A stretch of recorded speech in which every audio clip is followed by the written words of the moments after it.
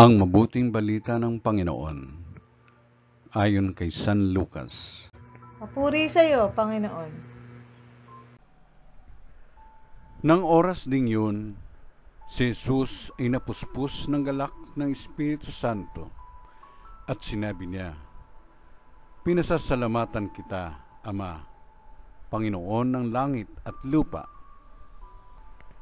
sapagkat inilihim mo sa marurunong at pantas ang mga bagay na ito at inihayag mo sa mga taong ang kaloobay tulad ng sa bata. Oo, Ama, sapagkat gayon ang kinalulugod mo. Ibinigay sa akin ng aking Ama ang lahat ng bagay. Walang nakakikilala sa anak, kundi ang Ama, at walang nakakikilala sa Ama, kundi ang anak, at yaong marapating pagpahayagan ng anak."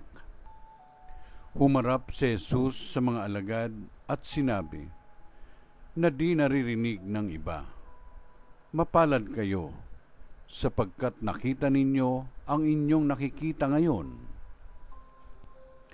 Sinasabi ko sa inyo, maraming propeta at mga hari ang nagnasang makakita ng inyong nakikita, ngunit hindi nila nakita. Hinagad din nilang mapakinggan ang inyong naririnig, ngunit hindi nila napakinggan." Ang mabuting balita ng Panginoon.